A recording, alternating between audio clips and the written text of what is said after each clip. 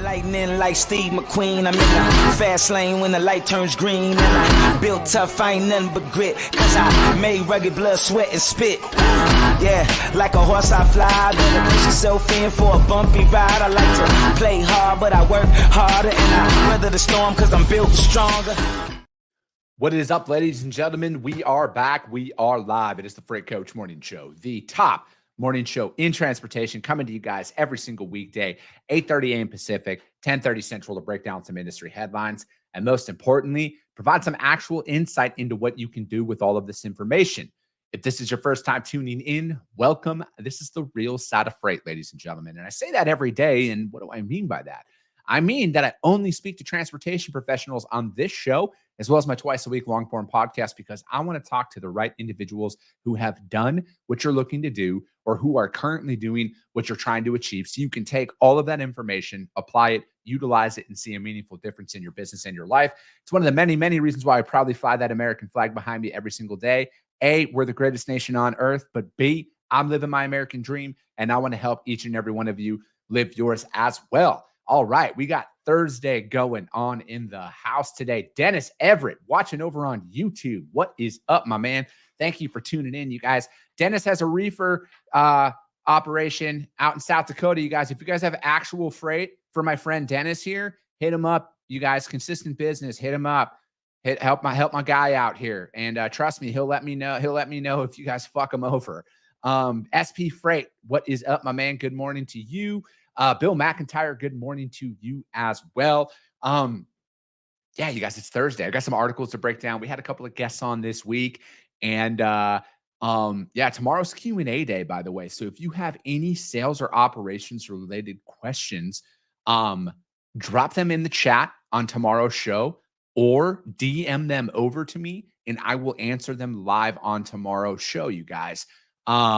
Every single Friday is Q&A day. I had a couple of people who have DM'd me so far this week. I'm going to answer them. It's just the most effective way that I found to manage my time is to be able to just dedicate one show a week instead of just sprinkling them in there. But, yeah, if you got them in, drop them in the chat tomorrow, and we will get that on tomorrow's show. But today we got some articles to break down. Also wanted to give you guys your daily reminder that fuel is through the roof. So please, for all my driver friends out there, don't kill the messenger. I don't set the gas prices. Talk to the administration. Anyways, nationwide, $4.29 a gallon right now. So yeah, although it's down a little bit, it's still astronomical, right? It's still astronomical. And we got to work on that. We got to be, self-sufficient out there, not reliant on anybody else for our oil. Anyways, Papa Freight, good morning to you. Let's have a great Thursday. You are correct, sir. Corey Buchan, happy Thirsty Thursday. Let's go. Micah, what is up? Good morning from Dallas, Texas. How about them Cowboys? Love it. Love it. SP Freight says, I have Grand Forks, North Dakota to Idaho Falls. Trey Lincoln, good morning to you, sir. Thank you for tuning in. So I want to talk a little bit about because, I there's a little reminder, when I first started creating content, I did these little daily videos, and Thursday was always Thursday Thought Topic. And it was kind of just like, what is on my mind in the moment? And right now, I have been borderline psychotically obsessed with my time management. How do I get better with my time? Because as things are growing and progressing in my business, I'm getting pulled in multiple different directions. And I'm not the only one, right? We're all pulled in multiple different directions throughout the day.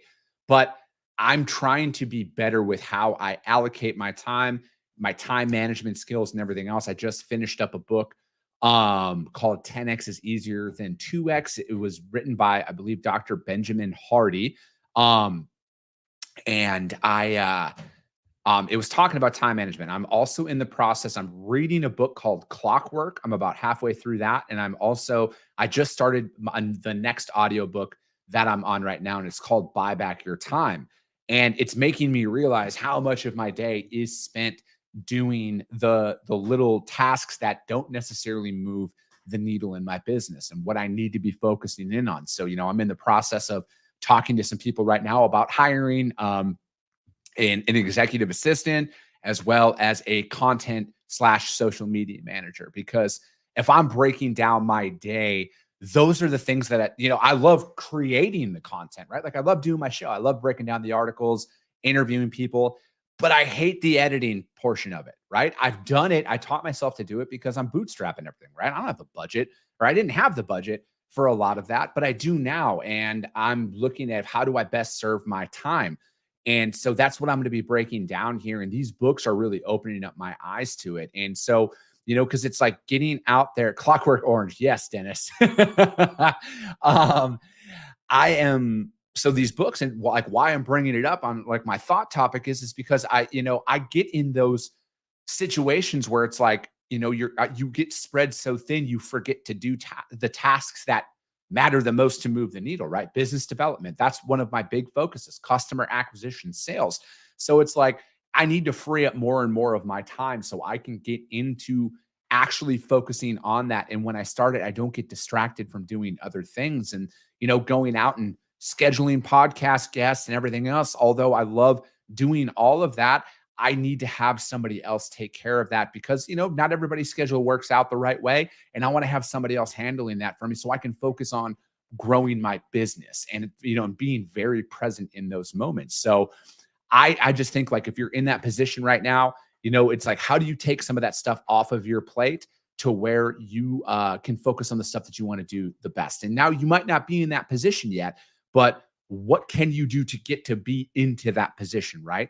I think that if it comes down to the budget, and this is something that I got to tell myself, like I operate off of a budget too, revenue in, revenue out. I don't have investors, right? Like I don't have a war chest full of cash just sitting there to burn on whatever the hell I want yet. I mean, one day I will, but right now I'm getting crafty with that stuff. So I'm looking at how do I do that? How do I assess that? And I know that, from freeing up my time perspective, it is hiring an executive assistant to handle all of that stuff. And, like in pre-show, everything, and then having a post-show component of as well, from the editing, the graphics, distribution, all of that stuff. So I can focus on freight and being in the moment and building relationships with my customers and my carriers and everything. So that's my little spiel on, the time management aspect of things. And, because timing is everything. You'll always make more money, but you never get your time back, right? That's what they always say. So I think like if you're going to take that, look into how are you assessing your time? How are you breaking down your day? One thing that I've started doing over probably the last 3 weeks now is the first hour of my day is dedicated to outbound sales. No matter what, that's what I do first and foremost. I don't wait. I get that done right away because, for the way that I am at my best mental point early on in the day. By the afternoon, I'm a bowl of soup. I just want to go home. And I don't want to think about stuff. And I don't want to, I don't want to be like on a call with somebody and I like forget my name and stuff like that. So time management, you guys, that's my little thought out there. And let's get into some articles here. Let me see here. Ryan Van Brocklin says, good morning from upstate New York. How about them Giants? Aren't they like 2-8? Sorry, Ryan. I'm kidding, man. I am not that psycho football fan that you see out there. I barely even watch games. I just like to talk shit. Anyways, Tracy St. Clair, good morning. Watching over on YouTube. Steve Hunt, he says, one key is to limit what goes on your plate. Yeah, Steve, that is my big issue is I love having a full plate. I'm very good at having a full plate, but I can't do that anymore. All right, on to the first article we are going to break down. It is the holiday season. So what does that mean? Theft. Cargo theft is on the rise and going on out there. Sonny Sharma, Orange Shirt Gang. Good morning. Thanks for tuning in, Sonny. First article, fleetowner.com. Heightened cargo theft trends continue in Q3. And a trend that shows no signs of slowing. Cargo theft for the third quarter increased 59% year over year after comparable increases in Q1 and 2. CargoNet recorded 692 instances of theft across U.S. and Canada last quarter, largely as part of a continuing trend of shipment misdirection attacks, a type of fraud in which thieves use stolen motor carrier or broker identities to obtain freight. In total, thieves stole $31 million in shipments in Q3. A theft increased in event categories, theft by fraud, also called strategic theft. Let's not try and spice it. What does it say? Don't try and spice it up, dirt. Increased 430% year over year. Theft of entire trailers increased only 4% since 2022. And there was also a jump in CargoNet's other category, which combined several types of reports like identity theft complaints, hostage loads, late shipment complaints, and other kinds of criminal intelligence records. Strategic theft is expected to remain at unprecedented levels. Theft was also most common in freight hubs of California, Texas, Florida, Georgia, and Illinois, which are perennial hotspots. Keep that in mind. And then also, however, for the first time, Arizona, the state that I live in, appeared in the top 10 of the most targeted states due to both strategic theft and pilferage, the theft of partial loads of cargo versus burglary of entire shipments. They've increased in Arizona. It's isolated to two parts: Lake Havasu off of exit 9 of I-40. And then as you go further in the Flagstaff area, said CargoNet, the trailers are being followed out of California. That's where they're waiting for the drivers to go to sleep. And stolen cargo. Okay, so that's also one thing to keep into consideration there, you guys, as you are moving freight here. I truly think that 90% of the stolen freight that happens out there is an inside job. Why I'm so convinced of that is how did the people in LA, was it last year, just know which rail car to break into to find all the Panasonic TVs? That was all over the news. You can't tell me that they just got lucky out there. They knew exactly. It was very targeted. And I think that it is organized crime. These are absolute professionals out there. And realistically, they're going in and slipping $5,000 in cash, as a hypothetical example, but they're going in there and they're paying off a dock worker or a shipping manager. They're doing that. It's all on inside. And they're letting them know, hey, it's this trailer. So again, like if you're moving high cargo or high value theft or stuff that's out there on the open market, be very aware of how you're booking this stuff, right? Talk to your customer about having a plan in place about what to do in the preload inspection on stuff like that. We need to make sure that all the freight that we're moving has an SOP in place on how long the driver has to drive before they can stop, going in with full tanks, everything. Let me see here, and then it goes on to say that I work a lot of cases on where, bad guys steal a load of, say, tuna fish. This is a true story. Steals a load of tuna, takes it to a public warehouse. They book it in a public warehouse. So what does it do? It generates a warehouse ticket. And then when you ship it out, it generates a bill of lading. And when you generate the bill of lading, you basically legitimize the product. It is like washing dirty money. In other cases, freight is shipped out of the country by organized crime. A lot of them, the shot callers, if you will, are based in Eastern Europe. So we're seeing this move from a national problem into a transnational problem. And then it goes on to how do they prevent cargo theft? And they go on to say that if I had a secret recipe, I'd sell it. Gotta love capitalism. Vigilance and appropriate vetting is paramount, he added. There are warning signs, such as several trunking companies are using the same PO box, i.e. use broker carrier, you guys, because we may have all of that data compiled for you. All right. So you can just know that. Holidays, i.e. right now, are high risk times for theft because drivers are leaving the freight out there unattended for extended period of time because they're with their families. So how are you working through that? Many of the owners of the small fleets, use dispatch services, and then carriers should remain alert as these trends are not reversing. They go on to say, if I'm a bad guy and I'm going to steal one load at a time, why not steal four? And that's what we've seen over the past couple of weeks.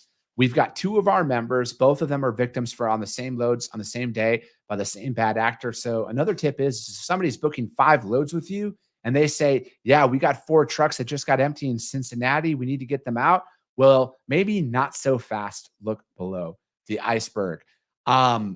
There's a lot of great tips inside of this article, you guys. Fleetowner.com, and that is about heightened cargo theft trends in continued in Q3. Be very aware of that, you guys, especially with the way that everything is going on in the real world, right? Where inflation is affecting every aspect of our lives right now, and credit card defaults are at damn near an all-time high. Desperate times call for desperate measures, and especially when things are going on out there right now. So be aware of this stuff, right? So if you are taking ownership of a shipment, or let's back it up. If you're a broker, and you're posting a commodity that's out there, i.e., like something that has high street value or could be easily lifted, and been sold on the street, be very aware of how you're posting these shipments, you guys. Get crafty with this stuff. Again, these guys know exactly where this freight is. But if you make it an easy target, if you put load of makeup or whatever, right? You're putting a massive target on your back. So think about that as you're posting loads and selling loads and everything else. You guys, you got to use a little bit of common sense. And I think that it's kind of like a lot of, because like every Tuesday this month, we've been doing cybersecurity stuff, right? The biggest thing is having a plan. That's kind of the underlying factor so far in all the people that I've talked to is have a plan. How are you selling your freight?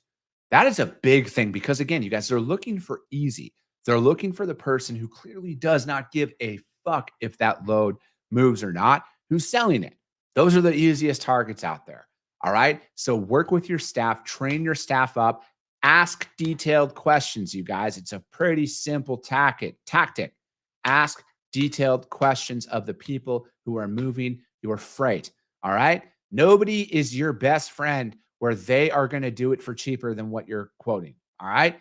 That is the biggest red flag out there. Like, throw aside the multiple fucking MCs. If you are trying to pay $1,000 on the load and that person asks you, well, hey man, you like, how much do you have for the load? And then you're thinking as a sales rep, you're like, oh, I'm going to tell them I'm breaking even on it. And then they're like, oh, you know what, man, we want you to make a little bit of money. We'll do it for 900 or we'll do it for 850.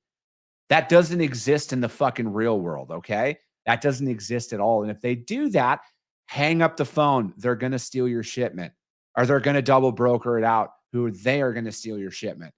You guys, like, it's common sense. Use common sense in a lot of this stuff, okay? Maybe I'll do something on that. Maybe we'll do a podcast on cargo theft. I don't know. If you guys want to see that, drop it in the chats. DM me if you guys want to do more on it, like a strategy on what to look for and what to kind of do. How do I train up my staff? Let me know. Drop it in the chat. Just say yes for cargo theft, and I will. I'll do an episode on that. Next article. This might come as a shock to some of you. Fleetowner.com survey finds only half of truck drivers are happy. I wonder why.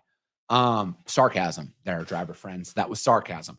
Truck drivers aren't as happy as they were before the pandemic. A survey conducted in late 2022 and early 2023, before the sharp decline in freight rates, found that only 51% of 500 CDL drivers felt happy in the job. In 2019, 54% said they were happy. What's keeping these drivers from being happy on the job? Better pay and better communication were the top two ways employers could improve the job. Anyways, the problem with pay. When asked what employers could do to increase job happiness, the top answer was a pay increase, which might not be surprising. However, it is important to note that the average hourly wage and base pay for truckers have increased 17.9% since September of 19. Years ago, drivers would complain about their pay a lot, said Leah Shaver, who is the CEO of the National Transportation Institute. She also hosts the Road Dog Show on Sirius XM and communicates with truckers frequently. She goes on to say, I do think that many companies have been able to master the pay concerns of drivers. It is particularly difficult, though, in this specific sector of for-hire truckload carriers because the market is indeed volatile, cyclical, and is productivity driven. In a for-hire fleet specifically, miles are controllable, but they are generally outside of the driver's day-to-day control. Yes, drivers could be highly productive and still not have a load when they get to their destination. So considering the volatility of the market today, absolutely drivers are going to continue to be unhappy. But that doesn't mean fleet owners can't make improvements at all, up to the companies on where its priorities are. Pay, however, isn't the only means of compensation for drivers. Increasingly, more are looking for other benefits as well, and this includes more home time, a routine, better equipment, and development opportunities. Pay will always be top 5 on the list. But what we continue to see is that sometimes people will accept lower pay in exchange for other things that they're looking for. So this lists out increased pay, better communication, and better listening from management. No changes needed, where only 9% responded to that. Better trucks and equipment, more PTO, better benefits, more consistent work hours, better bonuses, better culture and management, better schedules, provide more home time, improve safety and compliance. Sounds like there's a lot of shit that people need to fix, is what it fix like. I look at it like this. When it comes down to this, like, for my situation, I think that you got to start with like more consistent routes, right? Instead of like living and dying in the spot market. And we talk about this, right? We talk about this on the show a lot, especially from the asset perspective. And especially my man, Adam Wingfield, always talks about this: owning your backyard. Find that consistent business. And especially if you have a fleet of 10 or 20 trucks, find consistent customers, get that regional, or maybe it is a cross country run, have that consistent business, right? So the drivers know that if I leave on Monday, I'm going to be back on Thursday. Something like that. You guys build it out. I think that there's a lot of great points that's in here. And then, again, listen to your drivers. Like, I know that and this goes to brokers too, by the way. Listen to your drivers. Are you out there actually building a meaningful relationship? I'm not here to boost up or, myself by any stretch of the imagination, but you guys, the other day, I booked a carrier that I used to work with all the time. I haven't talked to this guy in 4 years. 4 years. He took my call instantly, remembered exactly who I was, and he got me a truck. And he said, "Yeah, man, I can do that load for you. Send it over." I haven't talked to him in 4 years. You guys, treat your drivers better. It's a pretty simple concept, It really is, because unless you can create a business, and again, don't be a smartass and say, "Oh, autonomous." Autonomous isn't going to take over the industry like people think it is. It is so far away from that actually even becoming a fraction of a reality outside of a couple of small key components. Talk to your drivers, you guys. Show a little bit of respect. It goes a very, very long way out there. It really does, because a lot of those guys and girls will bend over backwards for you if you are out there treating them with respect and doing everything in your power to make sure they have everything that they need to succeed.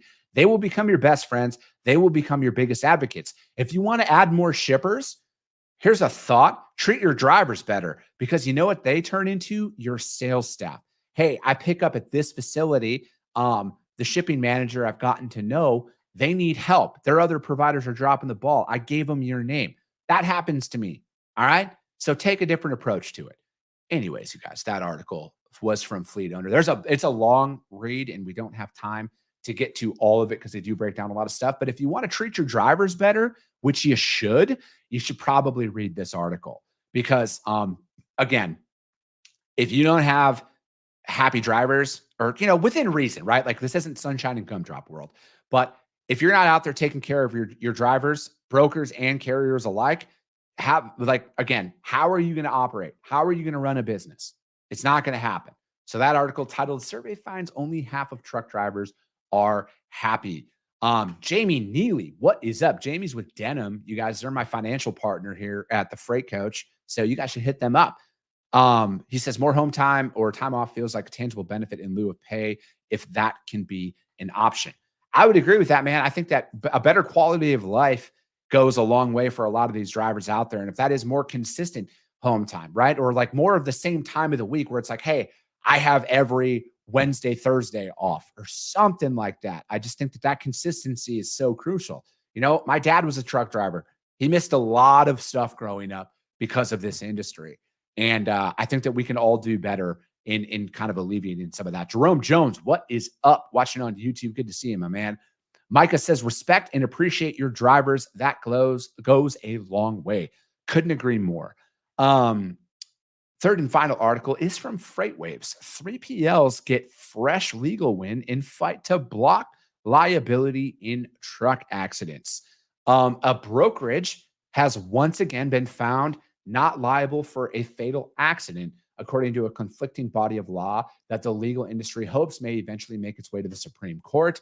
And to add to a twist of the case involving UPS, the subsidiary Coyote, the load in question was double brokered, and Coyote didn't hire the carrier involved in the October 2020 wreck on Interstate 81 in Lackawanna County, PA.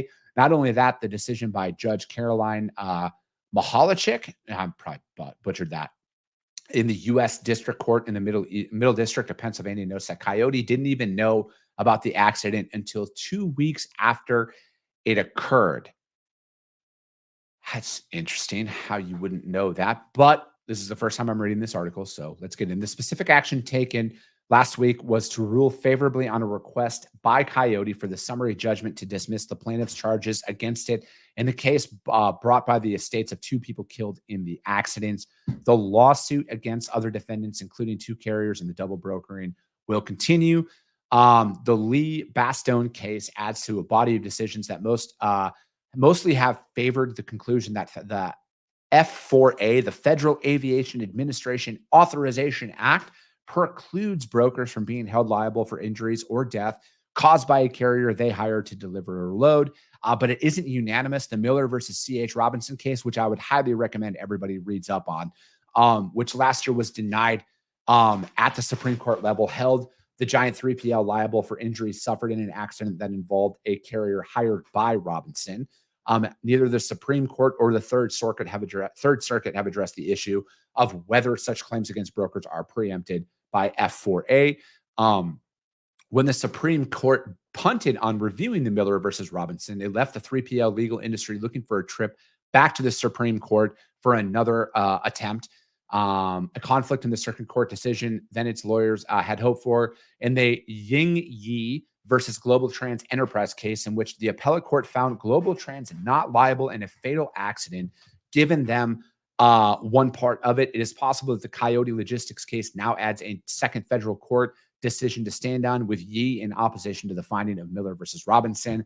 Ironically, just a few days before the Coyote decision was handed down, attorneys for Ying Yi did file a request with the Supreme Court. That now appears to be the best path to be reviewed out there.